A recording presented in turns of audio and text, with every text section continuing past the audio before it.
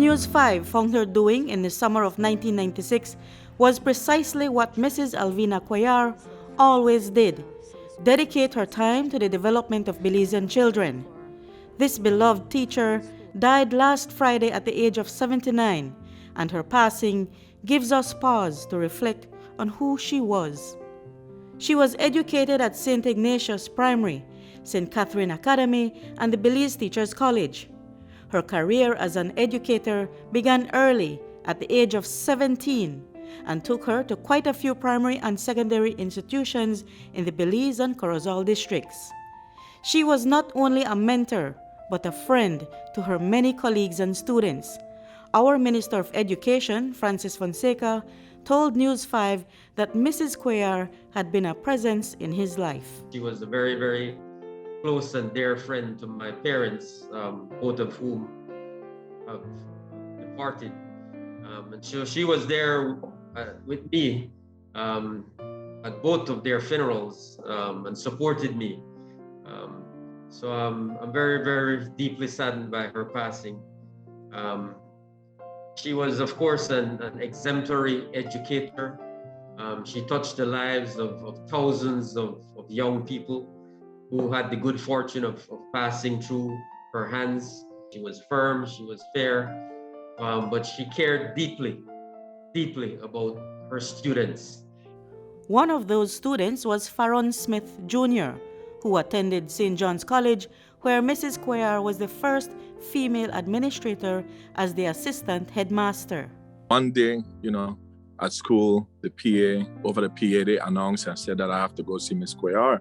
So I just, I was like, okay. I got up and I went on my way.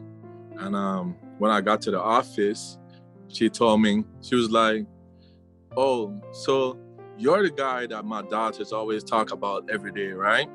And I'm like, whoa, I didn't really know what to say. I was kind of afraid because she was a strict lady and everybody knows that, you don't play around with Miss Cuellar. Smith said that the visit to the office did not go as badly as he had expected. In fact, he discovered that even as a teacher, Mrs. Cuellar was open to learning something new. She called me in the evening and so I went, I was passing and back in those days, I would always have a cassette on me and I would have songs on there that I was listening to these songs so that I could, make another show or just practice new dances. And I told her, just press play, and she did.